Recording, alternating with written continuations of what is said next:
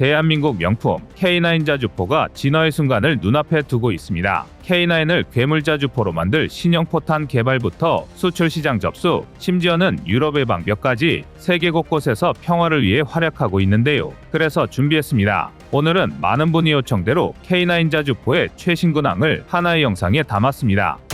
지금 보시는 영상이 마음에 드셨다면 지인들의 카톡으로 공유해주세요. 여러분의 구독과 좋아요는 꺼리튜브 영상 제작에 많은 힘이 됩니다.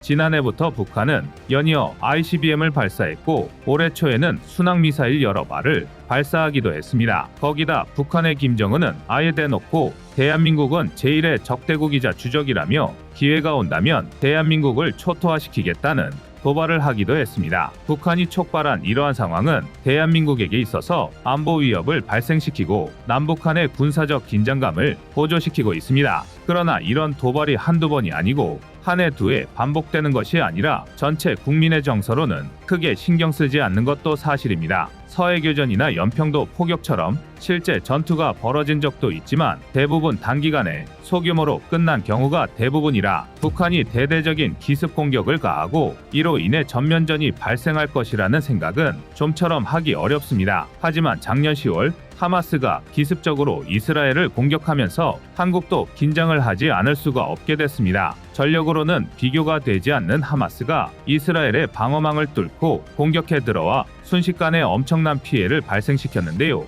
북한이 하마스처럼 하지 말라는 법이 없습니다. 더군다나 하마스가 전개한 공격 방법들은 북한이 평소 훈련하고 계획했던 전술과 매우 유사하다는 점에서 그 심각성이 커지고 있습니다. 다양한 군사적 위협 수단을 보유하고 있는 북한은 언제든 대한민국을 공격할 가능성이 있습니다. 핵무기를 제외한 북한의 주요 위협 수단으로는 장사정포, 방사포, 미사일 시스템 등입니다. 북한은 장사정포와 방사포를 최전방에 배치해 놓았으며 특수부대를 통한 공격 등 다양한 형태로 한국에 대한 공격을 가할 수 있는 능력을 갖추고 있습니다. 그렇다 한들 북한이 한국의 상대가 되겠느냐고 생각하는 분들이 많으실 텐데요. 그런 자신감을 내비치기 전에 우선 남북한의 군사력을 비교해 볼 필요가 있을 것 같습니다. 2022 국방백서를 기준으로 한국과 북한의 전력을 비교하면 다음과 같습니다. 우선 육군에서 한국의 병력은 약 36만 5천 명이고 북한은 110만 명 정도로 추정됩니다. 전차는 한국이 2,200여 대, 북한이 4,300여 대 가량을 보유하고 있습니다. 야포는 한국 약 5,600여 문, 북한 약 8,800여 문이며 다연장 로켓은 한국이 310여 문을 가지고 있는 데 비해 북한은 무려 5,500여 문의 방사포를 확보하고 있습니다. 지대지 유도무기 발사대는 한국이 60여 기, 북한이 100여 기 가량 됩니다. 그 다음 해군 전력을 살펴보면 한국 해군의 병력은 해병대를 포함해 7만여 명 정도이고 북한은 6만여 명입니다. 함정은 한국이 약 90여 척이고 북한이 420여 척입니다. 상륙함정은 한국 10여 척, 북한 250여 척, 기뢰전함은 한국 10여 척, 북한이 20여 척을 가지고 있습니다. 잠수함은 한국이 10여 척이며 북한은 70여 척을 보유 중입니다. 공군 병력은 한국이 약 6만 5천여 명이며 북한이 11만여 명 정도입니다. 전투인 무기는 한국이 410여 대이고 북한은 810여 대로 약 2배가량 차이가 납니다. 공중기동기는 한국이 50여 대인데 비해 북한은 350대에 달합니다. 한국 공군은 감시통제기가 70여 대, 북한은 30여 대이고 훈련기는 한국이 190여 대, 북한은 80여 대, 헬기는 한국이 700여 대, 북한이 290여 대입니다. 병력이나 무기의 보유 물량에서는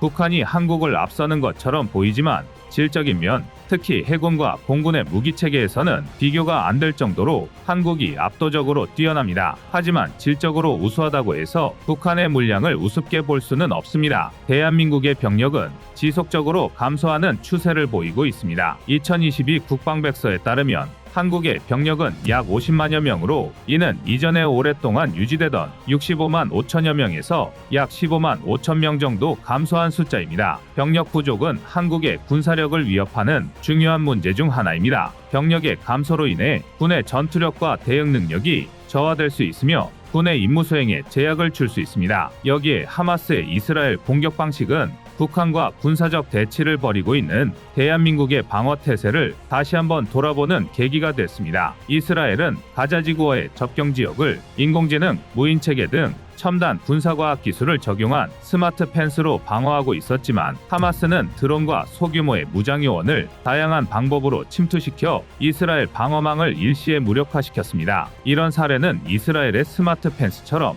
과학화된 경계 시스템의 DMZ를 보유한 한국도 결코 안심할 수 없다는 근거가 됩니다. 하마스가 수천 발의 가삼 로켓을 먼저 발사한 것처럼 북한이 휴전선 인근에 배치된 장사정포와 방사포를 대량으로 발사한 후 특작부대를 침투시켜 한국의 주요 군거점을 공격하고 주요 시설 등을 무력화시킨 후 대규모 병력과 재래식 전력을 밀어넣는다면 그 피해는 상상을 초월할 것입니다. 그야말로 양이지를 압도할 수도 있다는 말입니다. 이런 상황에서 대한민국이 몰려오는 북한군을 일거에 제압할 수 있는 무기체계가 바로 집속탄입니다. 집속탄은 단일의 포탄, 로켓 또는 미사일에서 다수의 소형 폭탄을 퍼뜨려 넓은 지역에 대해 파괴력을 발휘하는 무기입니다. 특히 광범위한 지역 타격, 다수의 목표 파괴, 그리고 적의 병력 및 장비에 대한 방어선 파괴에 효과적으로 사용됩니다. 집속탄은 대개 공중에서 발사되어 특정 고도에 도달했을 때 내부의 자탄을 분산시킵니다. 자탄은 표적 지역에 넓게 퍼져 다수의 목표를 동시에 타격하며 전차, 차량, 군사시설, 그리고 병력 등 다양한 목표에 대해 막대한 피해를 입힐 수 있습니다. 그러나 집속탄은 많은 비판에 직면한 무기이기도 합니다. 우선 살상 반경이 넓다 보니 목표물인 적의 군사시설이나 장비, 병력 외의 민간인 지역에까지 피해를 줄 수 있다는 것입니다. 또한 집속탄 투하 후 자탄이 바로 폭발하지 않고 상당수가 불발탄으로 남아있다가 전투가 끝난 후 혹은 전쟁 종료 후 몇 달, 몇 년의 시간이 지난 다음에 폭발해 민간인들에게 피해를 줄 수도 있습니다. 이런 문제 때문에 유엔은 2010년에 집속탄 금지 협약을 채택했지만 미국, 중국, 러시아, 우크라이나, 인도, 폴란드 등은 협약에 가입하지 않았으며 한국과 북한도 여기에 포함됩니다. 집속탄의 이런 문제점과 국제적 우려에도 대한민국이 집속탄을 보유하고 생산하는 이유는 명확합니다. 유사시에 집속탄으로 방어해야 할 대상이 있기 때문입니다. 앞서 언급했듯이 북한이 핵무기를 사용하지 않는다는 전제하에 재래식 전력으로 한국을 공격한다면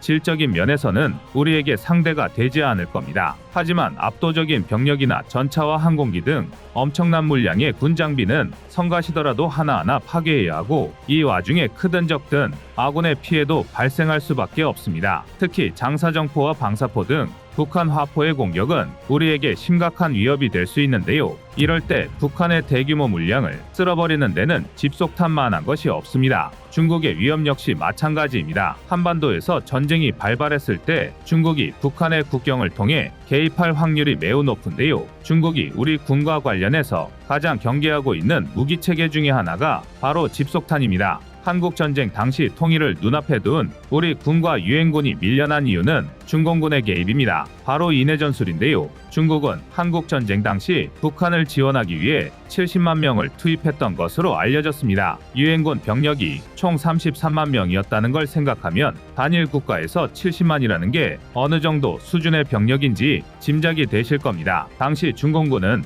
자신들의 무장이 빈약한 걸 알고 있었기에 상대보다 압도적인 수적 우위에 있을 때만 진지를 공격했는데요. 진지를 포위한 후 뚫을 수 있을 만한 곳을 찾으면 그곳으로 돌격대를 계속 투입해 상대가 지치거나 탄약이 떨어지면 총공세를 퍼붓는 식이었습니다. 이런 전술에 반복해서 당하니 우리 군과 유엔군은 정신적으로든 물량적으로든 더 이상 감당할 수 없어서 밀려나게 되었던 겁니다. 메가더 장군이 중국의 군사요충지에 핵폭탄을 투하할 수 있도록 해달라고 상부에 지속적으로 요청했던 것도 일반적인 방법으로는 인해 전술에 대응할 수 없다는 판단 때문이었습니다. 이런 역사적 교훈 때문이라도 한국에게 집속탄은 포기할 수 없는 무기체계입니다. 대한민국이 자체적으로 생산하는 집속탄들도 여럿 있는데요. 현재 한화 등에서 다목적 자탄 및 천무 다연장 로켓용 등 9종류의 집속탄을 생산 중인 것으로 알려졌습니다. 특히 K239 천무로 집속탄을 발사할 경우 최소 300개에서 최대 900개의 자탄을 퍼부어 축구 경기장 3개에 해당하는 면적을 초토화시킬 수 있습니다. 탄도미사일 현무투에 집속탄 탄두가 사용되기도 하는데요. 활주로나 미사일 기지 등 적의 중요 시설을 무력화하는 데 사용합니다. 당연히 집속탄의 특성을 가장 잘 활용할 수 있는 공중투하용 집속탄도 만들고 있는데요. 대표적인 공중투하용 집속탄인 K-12-58 항공폭탄의 경우 최대 650개 이상의 자탄을 지상에 뿌릴 수 있습니다. 그래도 집속탄의 자탄이 불발탄으로 남으면 민간인 피해가 발생한다는 것은 사실인데요. 최근 우리 방산기업 중 한 곳에서 집속탄의 자탄이 정상 기폭하지 않아도 모두 자폭하는 기능을 갖춘 스마트 자탄을 개발했는데요. 이 집속탄의 자탄은 불발률이 0.1% 이하여서 민간인 피해가 거의 발생하지 않는다고 합니다. 국제인권단체 등은 대한민국에게 집속탄을 사용하지 말고 보유한 집속탄도 폐기하라고 요구를 하지만 우리의 안보와 평화를 위해 집속탄은 어쩔 수 없는 선택입니다. 북한이나 중국처럼 엄청난 물량과 병력을 보유한 주변국이 대한민국의 안보를 위협하는 한 집속탄을 포기하기는 어려울 것 같습니다.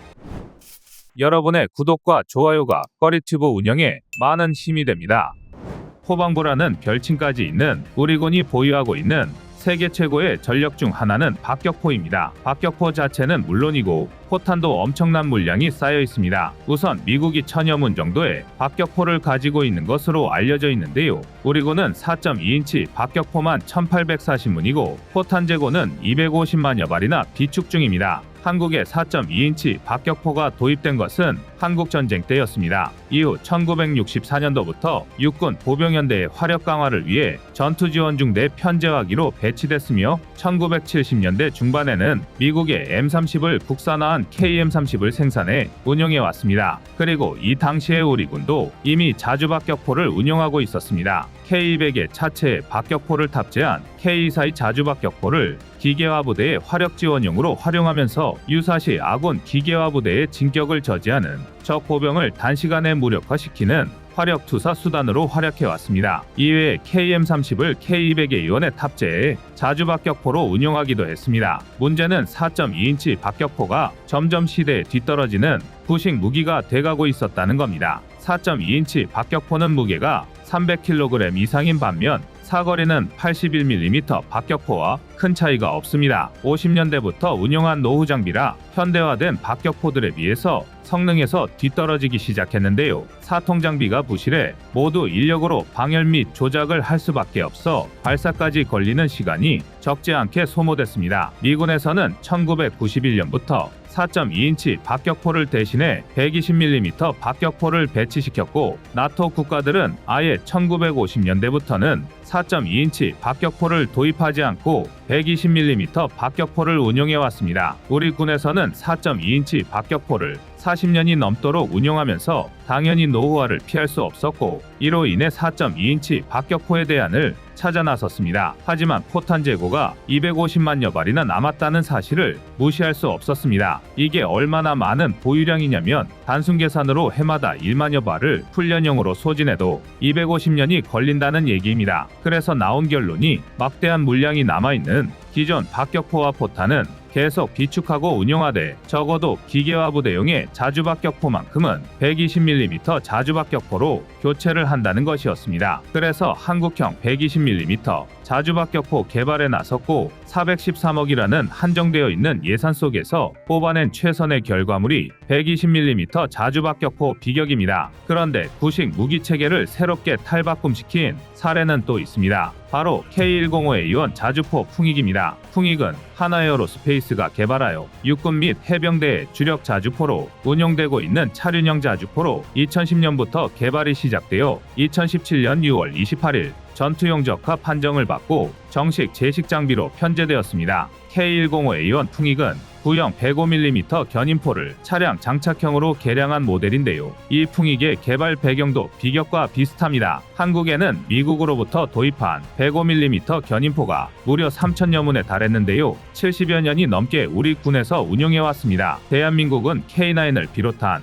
자주포만 2,000여 대를 운용하고 있는 자주포 강대국이고 견인포도 4,700여 문이나 있습니다. 한국의 포병 전력을 간단하게 설명하자면 물량으로 밀어붙이는 그 중국을 압도하는 정도라고 보시면 됩니다. 반대로 얘기하면 한국의 포병 전력이 물량으로 중국을 밀어붙일 수 있을 정도인데요. 하지만 105mm 견인포는 155mm 포에 비해 사거리나 파괴력이 모두 부족해 도태되는 장비에 속합니다. 그렇다고는 해도 대한민국 육군은 105mm 견인포가 3천여 문에 포탄도 340만 발을 보유하고 있어 그냥 퇴역시키기에는 역시 무리가 있었습니다. 게다가 최근에는 발사 속도가 빠르고 공간을 많이 차지하지 않는 등 105mm 포의 장점이 다시 부각되고 있는데요. 이런 장점 때문에 10km 이내의 근거리에서는 105mm 포도 충분히 활용 가능성이 높습니다. 풍익은 이런 다양한 이유들로 인해 재탄생한 무기체계입니다. K105A1 자주포는 5톤 트럭을 차체로 삼고 있으며 중량은 17.8톤, 최대 사거리는 11.3km, 포탄 최대 적재량은 60발에 달합니다. 최대 발사 속도는 분당 10발이고 최고 속도는 시속 80km, 운용 인원은 5명에 부무장으로는 K6 중기관총을 장착하고 있습니다. 1차 양산은 검증용으로 10여 대가 생산되었고 2차 양산에서는 최종적으로 200여 대가 생산되었습니다. 풍익이라는 이름은 한국전쟁 당시 포병장교였던 김풍익 중령의 정신을 계승한다는 의미를 담고 있습니다. 김풍익 중령은 절체절명의 위기에서 105mm 곡사포 직접 사격으로 북한군 전차를 저지했던 인물로 그의 용기와 희생정신을 기리기 위해 이 자주포의 풍익이라는 이름이 붙여졌습니다. K105A1 자주포 풍익은 기존 105mm 견인 곡사포와 비교하여 운용의 유연성과 기동성에서 큰 장점을 가지며 현대 전장에서 요구하는 다양한 작전 수행 능력을 충족시킵니다. K105A1의 도입은 한국군의 포병 전력을 현대화하고 강화한 중요한 요소로 평가받고 있습니다. 비격과 풍익 모두 기존의 구식 무기를 개량해 새로운 무기체계로 발전시켰다는 점에서 일맥상통한데 이 밖에도 공통점과 차이점을 가지고 있습니다. 우선 자주박격포는 상대적으로 경량이며 이동성이 뛰어납니다. 또한 곡사 화력을 제공하는 데 특화되어 있으며 적의 직접 시야에서 벗어난 목표를 공격할 수 있는 능력이 탁월합니다. 비교적 짧은 사거리와 낮은 탄속을 가지고 있지만 높은 발사 각도로 인해 적의 방어물뒤나 산악 지역의 목표물을 공격하는 데 유리합니다. 이러한 특성으로 자주박격포는 주로 근접 지원과 간접 사격에 사용됩니다. 반면 자주곡사포는 더 무거운 포를 사용하며 자주박격포에 비해 더 긴 사거리와 높은 탄속을 제공합니다. 직사와 곡사화력을 모두 제공할 수 있으며 탄도학적으로 더 정밀한 사격이 가능합니다. 이로 인해 자주포는 광범위한 전술적 용도로 사용되며 특히 중거리에서 장거리에 걸친 화력 지원과 정밀 타격에 적합합니다. 또한 자주포는 강화된 방어 목표물과 적의 중요 시설을 타격하는데 자주 사용됩니다. 이렇게만 비교해보면 성능이 더 뛰어난 자주곡사포를 활용하면 되지 굳이 자주박격포를 운용할 필요가 있는가 하는 생각이 들 수도 있는데요. 자주박격포 역시 큰 장점을 가지고 있습니다. 특히 시가전에서 자주박격포의 중요성은 더욱 크게 대두됩니다. 도시지역은 인구가 밀집해 있고 복잡한 건물과 구조물이 많아 전투 환경이 매우 복잡합니다. 이러한 특성 때문에 시가전은 전략적으로 중요하며 군사작전 수행에 있어서 많은 어려움을 감당해야 합니다. 건물, 지하통로, 좁은 길 등의 복잡한 도시 전투 환경은 가시성이 낮고 기동성이 제한될 수 있으며 적과의 근접전이 자주 발생할 수 있습니다. 시가전에서 박격포의 중요성은 그 유연성과 효율성에서 비롯됩니다. 전통적인 대규모 화력 지원 수단의 사용이 제한적인 도심의 상황에서 박격포는 여러 가지 이유로 핵심적인 역할을 수행합니다. 첫째, 박격포는 고도의 기동성을 제공합니다. 이동이 용이하기 때문에 부대는 신속하게 위치를 변경하고 적에게 예상치 못한 각도에서 공격할 수 있습니다. 이는 적의 방어를 효과적으로 교란하고 부대의 생존성을 높이는 데 기여합니다. 둘째, 박격포는 곡사 화력을 제공함으로써 건물이나 장애물 뒤에 숨어있는 적에게 타격을 가할 수 있습니다. 이는 직사 화력으로는 달성하기 어려운 장점이며 도시전투에서 매우 중요한 요소입니다. 박격포는 적의 위치, 병력 집결 지점 또는 중요한 시설에 정밀 타격을 가하여 적의 작전을 방해하고 전투의 주도권을 잡을 수 있습니다. 셋째, 박격포는 비교적 저렴하고 효율적인 화력 지원 수단입니다. 고가의 정밀 유도 무기나 대규모 포병 시스템에 비해 박격포는 비용 효율적으로 넓은 지역에 대한 지속적인 화력 지원을 제공할 수 있습니다. 이는 장기적인 도시 전투에서 특히 중요한 요소가 될 수 있습니다. 넷째, 박격포는 다양한 종류의 탄약을 사용할 수 있습니다. 고폭탄, 연막탄, 조명탄 등 다양한 임무에 맞춰 탄약을 선택할 수 있어 전투 상황에 따라 유연하게 대응할 수 있습니다. 이는 도시 전투의 복잡한 환경에서 작전의 유연성을 크게 향상시킵니다. 시가전에서 박격포의 장점은 다시 120mm 자주박격포 비격의 장점으로 연결됩니다. 비격은 강선식 포열을 채택하여 높은 정확성으로 정밀한 화력 지원이 가능한 무기체계입니다. 반자동 장전 방식 및 자동화 사격 통제 장치를 적용해 빠른 응답성을 확보하며 포탄을 최대 분당 8발, 최대 12km까지 투발할 수 있어 기존 4.2인치 박격포에 비해 사거리가 최대 2.3배, 화력이 1.9배 향상되었습니다. 비격 자주박격포는 K200A1 장갑차에 자동화된 120mm 박격포를 장착하고 있으며 자동화된 사격 통제 장치와 장전 장치를 갖추어 포 방열과 조준, 장전, 발사까지 모든 과정을 버튼으로 조작하여 신속하게 진행할 수 있습니다. 이 시스템은 정지 후 1분 이내에 초탄 발사가 가능하도록 설계되었으며 날벼락처럼 갑작스럽게 하늘에서 포탄을 쏟아부을 수 있도록 한 것이 특징입니다. 게다가 차량이 회전하지 않아도 박격포 자체가 360도 회전하는 것이 가능하기 때문에 목표물 타격 전환에도 빠르게 대응할 수 있어 시시각각으로 변하는 작전 환경에서도 효과적인 화력 지원이 용이합니다. 현대전에서는 스텔스 전투기, 이지스 구축함, 드론, 레이저, AI 등 첨단 무기체계가 모든 것을 다 해결해 줄 것처럼 거론되지만 실제 전장에서 화포에 의한 화력은 아직도 절대적입니다. 그런 면에서 구시대의 산물처럼 여겨졌던 오래된 무기를 비격과 풍익이라는 위력적인 무기체계로 탈바꿈시킨 대한민국의 결정은 매우 탁월한 선택이었던 것 같습니다. 여러분의 구독과 좋아요가 꺼리튜브 운영에 많은 힘이 됩니다. 지난 29일 루마니아 현지 방산 매체 디펜스 루마니아는 루마니아 국방부의 자주포 도입 사업에 하나에어로스페이스의 K9 자주포가 선택되었다고 보도했습니다. 애초 전문가들의 예상으로는 K9이 독일의 펜저하우비츠 2000과 튀르키예의 프르트나트와 같은 경쟁자들이 함께 치열한 3파전을 벌일 것으로 분석되었는데요. 그러나 너무나 싱거운 승부 결과에 현지에서도 의외라는 평가가 나오고 있습니다. 그도 그럴 것이 유럽에서 특히 루마니아에서는 독일 펜저하우비츠 2000을 포격 성능과 안전성에서 세계에서 가장 뛰어난 자주포로 분류하고 있었습니다. 물론 K9이 글로벌 시장에 등장하기 전까지 말입니다. 사실 펜저하우비츠 2000은 화려한 스펙이라는 이명과는 달리 두드러지는 단점도 많이 보유하고 있었습니다. 첫 번째가 가격인데요. 현재 한 문당 생산 예상 가격이 무려 100억 원을 호가해 비슷한 성능의 K9 자주포 대비 2.5배 이상의 예산을 필요로 하고 있습니다. 언제 터질지 모르는 동절기 리스크도 펜저하우비츠 2000의 단점이라 할 수 있습니다. 루마니아로 가는 자주포라면 언제든 북진할 수 있도록 북유럽과 시베리아의 겨울도 견딜 수 있어야 하는데 펜저하우비츠 2000은 노르웨이의 혹한기 성능 테스트에서 포가 얼어 불합격된 부끄러운 전력이 있었습니다. 사계절이 뚜렷한 대한민국에서 태어나 혹한기와 혹서기에 구분이 없는 전장을 누볐던 K9에 대비되는 단점이라고 할 수 있는데요. 이런 단점은 수출 현황 데이터에서 그대로 증명되고 있습니다. 현재 펜저하우비츠 2000을 운용 중인 나라는 독일을 포함 4개국분으로 그 규모도 이탈리아 70문, 네덜란드 39문, 그리스 24문 정도입니다. 이는 글로벌 자주포 수출 시장에서 128대를 수출한 중국산 PLG45를 겨우 앞서는 수준입니다. 펜저하우비츠 2000의 명성에 비해 초라한 성적표라 할 수 있는데요. 독일이 육군에서 운용 중인 150대를 포함해도 총 양산 대수가 300문에도 못 미쳐 생산 설비 유지에 많은 어려움을 겪었는데요. 결국 현재는 공장 가동을 완전히 멈춘 상태이며 이에 따라 부품 수급도 불안정한 수준입니다. 규모의 경제를 이루는 데 실패한 2인자의 참혹한 현실을 그대로 보여주는 사례라 할 수 있겠습니다. 반면 K9의 실적은 화려하다 못해 눈이 부실 정도입니다. 현재 대한민국 육군에서 운용 중인 K9만 해도 1200문에 달하며 노르웨이, 에스토니아,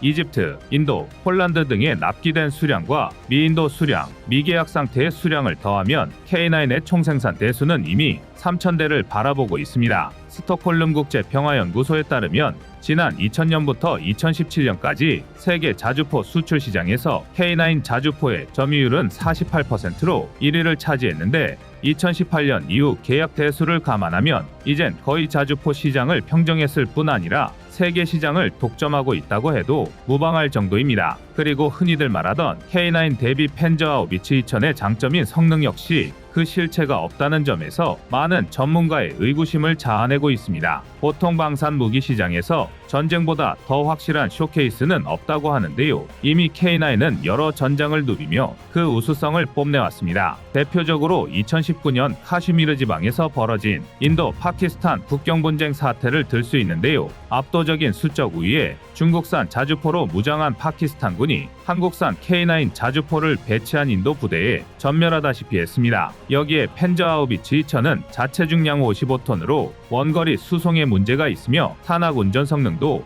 K9에 떨어진다는 평가를 받고 있으니 떨어질만해서 떨어졌다는 말이 괜히 나온 것이 아니죠. 또 다른 경쟁자인 튀르키예의 프르트나2는 사실 명품 자주포 K9과 비교하기엔 모든 면에서 부끄러운 수준입니다. 애초에 K9 자주포의 기술을 이전받아 튀르키예에서 라이센스 생산한 자매품이나 다름없기 때문이죠. 현재 튀르키예는 한국에서 생산된 초도 물량 8문을 포함해 280문의 프르트나 자주포를 보유하고 있는 것으로 알려졌는데요. 이미 외신에서는 튀르키예산 프르트나2를 K9의 파생형이나 아류작으로 평가하는 분위기입니다. 더구나 프르트나2는 엔진 공급과 관련된 이슈도 있는데요. 원래 프르트나는 독일 MTU의 MT881 엔진을 사용하기로 되어 있었으나 독일 정부가 엔진 수출 허가를 보류해 프로젝트가 지연되고 있었습니다. 그렇다면 선택지는 750마력짜리 커민스 엔진에 미국산 파워팩이 유일한데 이런 불확실성을 내재한 채 입찰 시장에 나왔다는 것 자체가 커다란 흠이라 할 수 있습니다. 결국 루마니아는 K9 생태계의 10번째 회원국이 되었는데요. K9을 선택한 루마니아 육군의 결정은 K9의 수출 경쟁력이나 가성비를 봤을 때 너무 당연한 결과라 할 수 있습니다. 여기에 루마니아가 K9 회원국으로 가입함으로써 얻는 혜택도 외신을 통해 다시 한번 주목받고 있습니다. 이미 K9은 핀란드, 노르웨이, 에스토니아, 폴란드 등 여러 나토 회원국에서 운용 중인데요. 같은 방산 장비를 사용한다는 것은 회원국 간의 운용 노하우와 군사 정보를 교류할 수 있다는 것이며 유사시 회원국으로부터 무기나 부품, 운영 인력을 조달받기 용이하다는 뜻이기도 합니다. 더구나 하나에어로는 폴란드의 K9 자주포 전용의 예비 부품 공급 센터까지 개소할 예정이니 당연히 무기의 유지보수 측면에서도 루마니아는 비용과 기간을 획기적으로 줄일 수 있습니다. 여기에 이미 완성형으로 평가받는 K9이 계속 성능 업그레이드 중이라는 소식도 루마니아의 마음을 설레게 하고 있습니다. 현재 하나에어로는 1단계 성능 개량판인 K9A1보다 더 뛰어난 물건을 곧 시장에 선보일 계획인데요. K9 자주포는 초기형인 K9과 1단계 성능 개량을 거친 K9A1이 함께 실전 배치된 상태입니다. 또 하나에어로스페이스는 작년 행사장에서 K9A2 시제품을 공개했는데요. 기존 A1의 경우 분당 6발을 쏠 수 있었는데 30에서 40%의 화력 강화 효과에 포탄 자동장전 장치를 채택해 최대 발사 속도를 분당 9발까지 끌어올릴 예정입니다. 또한 기존 A1 자주포에는 총 5명의 승무원이 필요했으나 A2에는 3명만 탑승해도 운용할 수 있다는 점 역시 눈여겨볼 만한 점인데요. 소수의 인원만으로도 강력한 자주포를 쉽게 운용할 수 있다는 점에서 운용성 차원에서 획기적인 변화를 꾀했다는 것을 알 수 있습니다. 여기에 하나디펜스가 사거리를 늘리고 있는 중국 러시아제 자주포에 대항하기 위해 K9 자주포의 사거리를 2027년까지 지금의 2배인 80km 이상으로 만들겠다고 선언한 상태입니다. 여기에 국내 기업이 155mm 사거리 연장탄까지 개발에 성공함으로써 K9을 위시한 방산 생태계는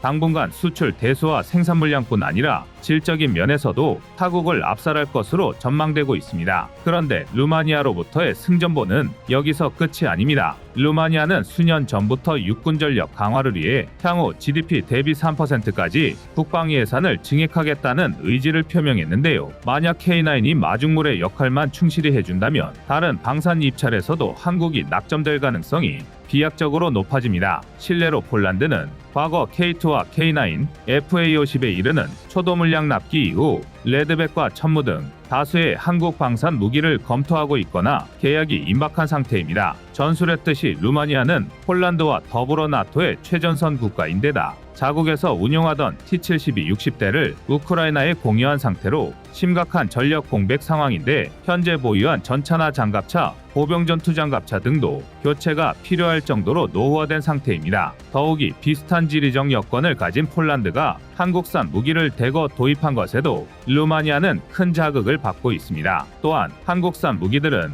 나토와 호환을 할 수 있고 독일산과 비견될 정도의 성능을 발휘하면서 가격 측면 이점이 높습니다. 먼저 루마니아에서는 자주포 외에도 최대 298대 30억 유로 규모의 보병전투장갑차 도입을 추진 중에 있습니다. 현지에서는 영국의 CV90이나 독일 라인메탈의 링스를 후보군으로 꼽고 있지만 외신과 전문가들은 보병전투장갑차 역시 하나에어로스페이스의 레드백을 가장 강력한 우승 후보로 점찍고 있습니다. 영국의 경우 자국에서 운용하던 AS-90 32문을 우크라이나에 공유한 후 전력 공백을 메꾸기 위해 스웨덴산 아처 14대를 임시 도입하기로 결정한 상태인데다 육군 주력으로 운용되는 AS-90 116문을 대체하기 위한 신형 기동화력 플랫폼 개발 사업을 추진하고 있습니다. 즉, 지금 당장은 수출 시장까지 염두에 둘 여건도 능력도 없는 것이죠. 또한 루마니아는 우리 군이 운용 중인 휴대용 유도무기 신군과 K239 천무 다연장 로켓포도 도입할 전망입니다. 루마니아 현지 방산 매체 디펜스 루마니아와 루마니아 방위산업 소식통에 따르면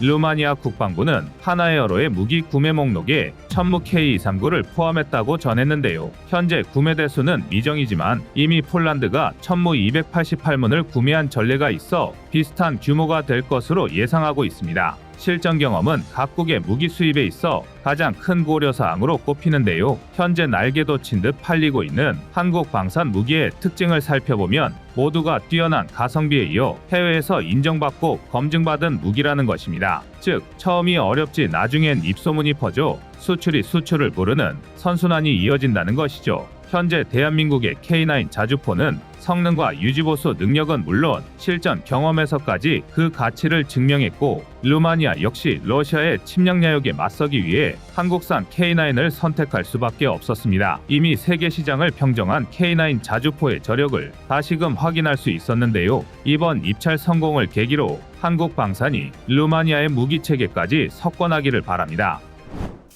여러분의 구독과 좋아요가 꺼리튜브 운영에 많은 힘이 됩니다. 지난 2023년 12월 러시아의 프로파간다 방송에서는 아주 황당한 망언이 전파를 탔는데요. 블라디미르 푸틴의 최측근으로 알려진 러시아 유력 언론인의 프로그램을 통해 러시아가 다시 제국으로 변모하고 있으며 발트 3국은 15분이면 점령할 수 있다는 주장이었습니다. 당연히 대꾸할 가치도 없는 헛소리인데요.